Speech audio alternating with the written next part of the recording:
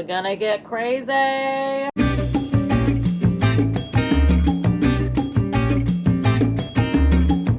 So I thought today we would do an assumptions tag. I haven't done this in quite a while. In fact, I think it was, gosh, when I was performing on the cruise ship and I was doing my channel from my cabin. I think that's the first time I did it. It was really fun. So I thought I would mix it up a little bit. This time we're gonna do I'm gonna put on makeup and answer your questions, talk about your assumptions about me. I'm a little nervous. No, I trust you guys to not be total asshole people. Like, everyone asks such great questions, but everyone is also just so respectful. Whenever I post something like this on Instagram, I'm always like, oh God, like what are people gonna say?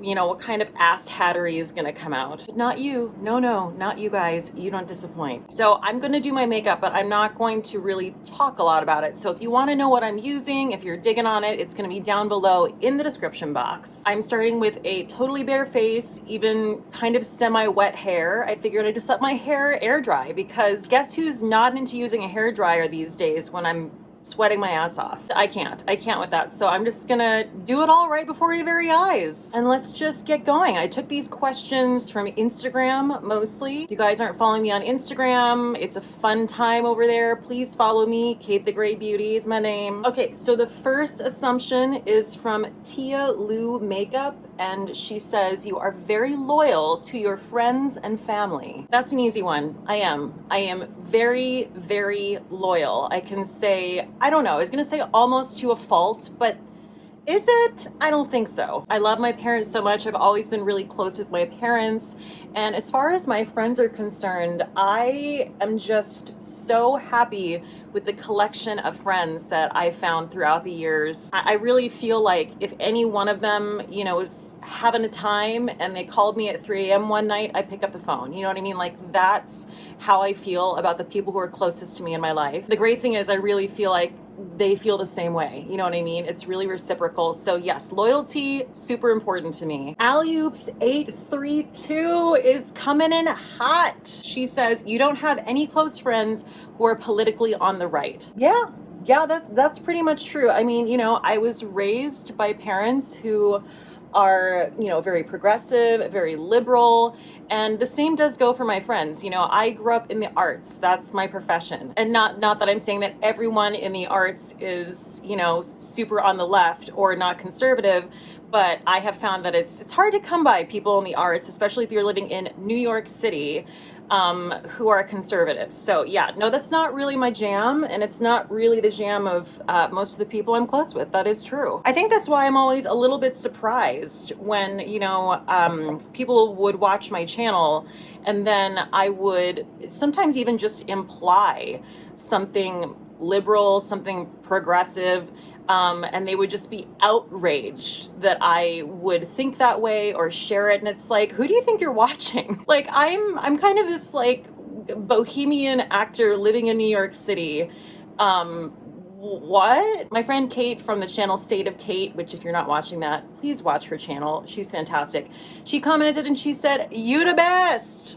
Go right back at you. Next assumption is from Lupe Febres. I'm sorry if I'm mispronouncing that name. You are a hard worker and very talented, but you don't take bullshit from anyone. I mean, I try not to take shit from anyone. You know, that's something that I didn't come by easily most of my life. You know, living in New York City, it really does change you, and not necessarily in a bad way. You know, I think when people say that, it sounds like, oh, New York City makes you jaded and hard and awful. I mean, it definitely does make you jaded, but I think you need a little bit of that. You know what I mean? Like, if you don't have that aspect of your personality when you're living in New York City, you're just gonna get eaten alive. And so that has become a part of who I am. And I can tell you right now, being on the interwebs, doing this full time, it comes in handy because, you know, there's a lot of bullshit out there. I don't know if you noticed. I think you probably have. So I try to really, you know, set boundaries and just make it clear to anyone who comes to my channel that, you know, this is my space. This is like my home, you know? So if you're gonna be negative, say something nasty, say something sideways, that's not gonna fly here. Jennifer at Home says, I know your age now, but when I was first watching you, I thought you were in your late 20s. Wow, thank you so much. Thank you so so very much. I am not in my late 20s. I just turned 38. Cheers, cheers, yes, cheers all around. I'll tell you what, I'm not used to that because growing up, it was always the opposite. You know, I'm very tall, I'm 5'10", I have broad shoulders. I've been tall, I don't know, since I was in middle school. Maybe before that, I can't remember. And people associate being tall with, I don't know, presenting older, looking like, you know, you're an authority figure. I guess like you have your shit together, which is hilarious to me. But that's kind of how I've always presented. And when I would go in, you know, for auditions, I was always like going in for the villain, you know, going in for, again, like an authority figure, someone who, you know, seems mature, if you will. People would always say to me when I was young, oh, you just seem so mature for your age, which was lovely, but also, you know, not always what you want to hear when you're growing up as a young gal. I know people meant it as a compliment, so it's really interesting now, and I thank you so much, when I hear people say, oh, I thought you were younger than 38 or in your 20s, because that is not what I've heard all my life. But I think it also has to do with the fact that, you know, you're watching me on a screen, so you can't see what any of us look like in terms of our stature, our body size, and it's amazing what a difference that makes when you see someone in life as compared to just on a screen. It's like a whole different story. But thank you so much appreciated. I will take it. I will say this Beauty Pie Quick Color Contour Super Gel, I don't know if it's in stock right now, but damn, I am loving it. Okay, so Stacy 1303 asks, do you have a day job? This is it, girl. This is it. This is all she wrote. This is what I am doing every single day. This is my full-time job. And I honestly can't believe it. I can't believe it. It's kind of magical. I mean, I'm not gonna say that there aren't challenges. You know, obviously you have to be incredibly self-motivated. That can be a little difficult from time to time. But I do this for a living now, and it's so great to not work for anyone else. I moved here when I was 23. I'm an actor, so I've had tons of, you know, jobs to pay the rent in order so that I could audition and do shows, all that stuff. So like, I'm very familiar with a hateful day job, okay? Don't get me started. You know, I worked retail for years. I worked for Lululemon, shoot me now. I was a hostess, double shoot me now. The worst, but also it was better than being a waiter for me because I don't have the skill set for that at all. I felt pretty miserable in most of my day jobs. And so, you know, I started my channel like 4 years ago, and it took me years to get to a place where I'm like, okay, I feel like I could actually make a go of this and make a living doing this. So I'm very, very happy about that. But yeah, this is my job. Laura also asks if there's a new country I'd like to visit. And I have a little bit of a sad sack story for you. So when I was working for Norwegian Cruise Line, don't get me started, it was an absolute nightmare for like a million reasons, but right out the gate, we rehearsed in Tampa, and then basically we had to fly to the ship, which was in Asia, just to get on a ship that wasn't fully finished yet, because there was literally sawdust everywhere. They were still putting the ship together. Get on the ship and immediately go back to the States. So there was like no enjoyment time. There was no like, oh, we're seeing Asia, this is so exciting. No. Okay, so one really cool port we stopped in was Japan, and the whole cast, the whole ship got off and went to Tokyo. And I was about to get off with one of my best friends, and I was just so excited because Japan, right? I've never been to Japan. We were gonna have an epic day. Oh God, it's making me sad right now. We're on the gangway and I swipe my card and the guy's like, I'm sorry, you can't get off. And I was like, what do you mean? They were like, did you go to medical at any point this week? And I was like, yeah, I did. Like, I felt like I had some weird allergies coming on. I mean, we're keeping crazy hours because of the time difference. I was feeling like a little under the weather. So I had gone to medical and I think gotten some like cold and allergy medicine or something like that. Well, apparently like they take that very, very seriously in Japan. And because I went to medical for something that could have been respiratory, they would not let me off the ship. This was not explained to me at medical. No one said a damn word. If they would have, it would have been like, forget it, I don't need medication. Because I really wasn't that sick. I sobbed for hours in my room. It was so sad. Like, I mean to tell you, everyone was just having the best time in Japan. I was seeing everyone's posts. The ship wasn't, like I said, it wasn't finished. So I couldn't even like go to a bar or go to a restaurant and like drown my sorrows, or at least, you know, do something to distract myself. I was just alone in this cabin. My friend Emily was beside herself because she witnessed the whole thing and she had to just go out into Japan without me. That's all to say, I would love to go back to Japan and actually get on land. Voice Barrier says, how has your acting career been affected by the pandemic? There was no theater. There's no theater. So everyone's acting career was affected by the pandemic. And I can honestly say that so many of my friends had to move out of their apartments and move back home with their parents because they didn't have work. They couldn't survive in the city. And it's been a whole thing. You know, I count myself very lucky that I now have this job, which is also a creative outlet for me. But yeah, it's been really, really difficult in terms of, well, so many professions, but specifically the theater community. It's been rough. Gabe Loves Makeup says, you're a badass big shoulder broad. I'm not sure anyone has put it that way, and I'm not mad about it because it's true. I do have very, very broad shoulders, which of course I used to hate, you know, growing up, and now I don't. I'm cool with it, you know. It took me a solid like 25 years to kind of be okay with it. I know the grass is always greener. I know a lot of shorter ladies are like, oh, I wish I was tall. Okay, yeah. But also like, do you though? Let's be honest. Most men do not want to date someone who's taller than them. And musical theater is a real hard knock life when you're tall because everything is based on how tall the men are. And most people are small. The last time I checked, the average height for a man, like worldwide, the average is, I think 5'8" or 5'9". So like, do the math. I mean, again, I am a-okay with being tall, statuesque, all that stuff, but I'd be lying if I said that it wasn't a journey. Not a Booty Guru said, what brand excites you the most and what brand bores you the most? My favorite brand right now is Kosas. I have not tried one thing from that brand that I have not been blown away by. In just a second, I'm gonna use the Kosas powder. I mean, this is the best powder I own. Point blank. Like, I try to, you know, diverge and use a different powder, and I'm like, but why though? I used to love MAC so much, and I don't know, I feel like they kind of just like fell out of favor.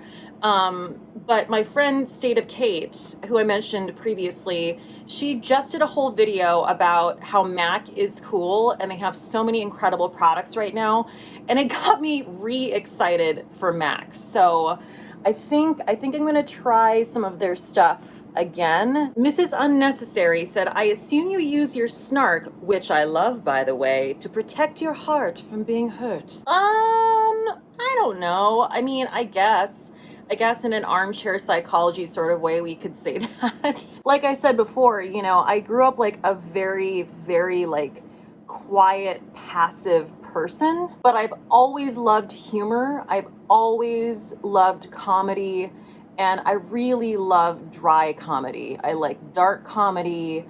And yeah, I mean, I think that comedy, I know this person said snark, but I'm interpreting that as sort of like a dry sense of humor. I think it's a way to cope with things. I think the best comedians like take, you know, the sad, annoying stories of their life, no matter how big or how trivial, and basically get in the weeds about them, vent about them, and tell them in a way that's palatable and entertaining, but also truthful. And, you know, that's what I try to do. I will say, I feel like a snark factor is definitely more obvious to us when a woman has it as opposed to a man. If a man had my level of snark or dryness or whatever you want to call it, you probably wouldn't think twice. But because I'm a woman in the beauty community, it's like, oh my goodness, pearl clutching. Esoper1 says, will you be resuming your acting career or focus entirely on being a beauty influencer? I don't know. I really don't know. I haven't made any definitive decisions. I'm just kind of going where the tide takes me. All I can tell you right now is that I am really, really enjoying my channel. It is something that I feel like I have not total control of, but the most control I could have over something I have over my channel, which is such a refreshing difference between this and my acting career, where you have no control. I mean, I love performing. That is literally, you know, what defined me for most of my life. At the same time, I will say that, like, this channel is a performance in a way. I mean, I know that's shocking to hear, because people, when they hear there's a performance at hand, they're like, oh, you're lying, you're an actor, you're deceiving us. And it's like, no, this is who I am. It's a magnified version of who I am. Like, if the camera weren't on me right now, I probably wouldn't just be talking to myself out loud, putting on makeup. But yeah, this is definitely like a creative outlet for me, and I just love it. So, you know, we'll see what happens. Actually, my therapist said it the best way I've ever heard anyone say it. She said, you are essentially doing a performance of yourself. I think I don't need to add anything to that. Just brilliant. Meg by the Sea says, you were inspired to be an actor and singer after watching Fame as a kid. No, I don't recall that at all, but I mean, I can see how that would have inspired a lot of people to become performers, but also not, because Fame is wildly depressing. To me, it's like a little bit on par with Saturday Night Fever, where I think we all have these like really great retro memories of it, and then you watch it and you're like, oh. Maybe I need to watch it again. Maybe I'm thinking of something else. But I do remember there being some like very dark moments in that movie. Remember her? Remember when I couldn't get enough of these Patrick Ta double take creme and powder blushes? I still love them. It's just like they've been sitting there and have not gotten any use. So I'm gonna use the shade Do We Know Her? Mi Kanata says, people think you are rich because you do YouTube full time, and they are shocked that you're normal. I think people just don't understand the whole social media influencer thing quite yet. There's a real lack of empathy across the board for people who put themselves out there. I think I've always dealt with that just because I've always been putting myself out there. Singer, actor, you know, now I have a YouTube channel, and, you know, people just, unless they've lived it themselves, I find they don't get it. They think it's super glamorous. They think it's not a lot of work. They think it's a cash grab. They think, you know, whatever. You name it, they think it. I can say this is probably the most enjoyable job I've ever done, but like I said, it also comes with its own set of cons, you know, that are hard to explain to people because it's just a weird thing to do. I mean, I think you can probably tell by, you know, the space I'm filming in and the fact that I live in a junior 1-bedroom in New York City, that I'm not like rolling around in a bathtub of money like Scrooge McDuck, you know? So I don't think that takes rocket science to figure out, but you know what? It's amazing how obvious things like that aren't necessarily obvious to some people, and they just make their own assumptions, which is why I'm making this video. Justine Stapleton said, you are so confident and don't let anything get under your skin. Is this true, and have you always been so? That's not true at all. That's absolutely 1000% not true. I appreciate, you know, the compliment of like coming off confident, or if people see me in that light, but I'm here to tell you right now, I'm a very, very sensitive person. Things really do bother me, sometimes too much. I wish they didn't. I think there's this real like sort of facade when it comes to whatever, influencers, celebrities, fill in the blank, that they're supposed to just be made of steel, and they're supposed to say, oh, nothing bothers me and nothing gets to me. And, you know, people say, oh, well, you put yourself out there, so you're asking for it. And it's like, well, one, no, that's not true. That's super messed up. And two, it's okay to care. It's okay to care. It's okay to say, you know what? This was hurtful. This bothers me. I actually find that very refreshing when someone can just be honest about that. And I try to be as honest as I can be. But yeah, the answer to the question is yes, stuff definitely gets under my skin. Jackie Rousseau says, given a choice between living on a beautiful island and being paid to do so or remain in NYC, what would you do? Wait, I'm sorry. Let me get this straight. Someone's paying me to move to a beautiful island? Who's gonna say no to that? Jackie, come on. Okay guys, so this actually worked out perfectly because I am doing the last step of my routine and I think that's all the questions. This is really fun. I just could have chatted all day long. So let me know in the comments if you guys enjoyed this style of video.